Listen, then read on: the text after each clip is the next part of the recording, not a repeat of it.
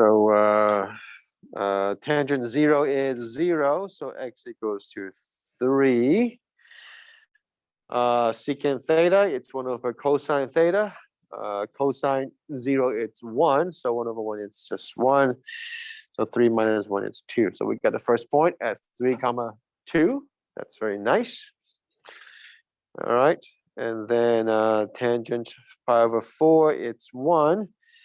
So we got a nice number here as well. But for the other ones, not so nice, because for secant pi over 4, you've got root 2. Okay, that's the answer. Okay, so if you used the value of root 2, which is 1.4 earlier. Okay, so this is about what? 3 times 1.4 is 4.2.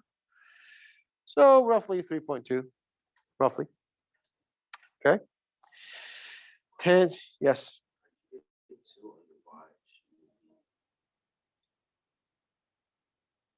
Why would it be -1?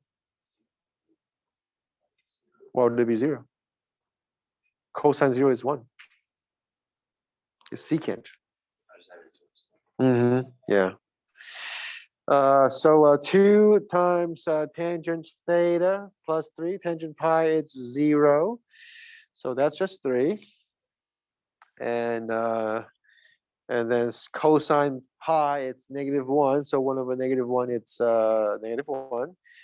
-1 times 3 is -3, minus 1 is -4. Okay, and then 5 pi over 4, it's tangent of 5 pi over 4, it's 1. So you got 5 again. However, this would be 3 times -√2 minus 1, which gives you negative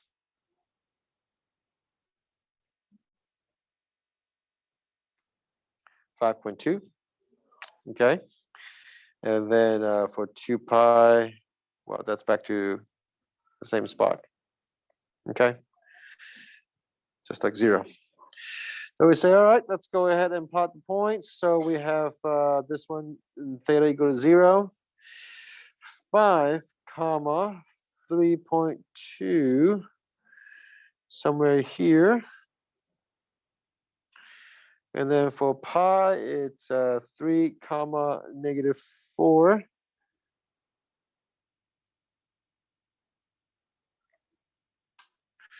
Okay, and then 5 comma -5.2. Okay, and 3 comma 2 again. So it's back to the same point now. So it looks like this. It looks like this.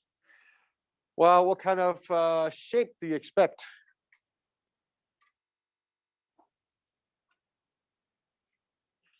Well, I think we only have seen something like this before, and that's hyperbola. So if you use the identity with the tangent and secant, you can actually obtain the equation for secant. I mean, for the hyperbola. So if you look at the earlier identity that we wrote, it was this one. Okay, so tangent square theta plus 1 equals to secant square theta. So tangent square theta plus 1 equals to secant square theta. Now we want to keep the 1 by itself, positive 1. So we have secant square theta minus tangent square theta. So we rearrange it. So this is where you can start smelling the shape of hyperbola. Okay. So again, you set up the parentheses, and all you need to do is to insert them properly. Okay, that's all you need to do. So if you want to express them in this nice hyperbola equation. And that's what you would have here. So you have a center at at 3 comma -1. That's the center. And then you have the A value of 3 and then the B value of 2. So if you actually want to continue graphing it, so this would be the way to go. Okay. So that's how you can extend the graph. So you have a hyperbola.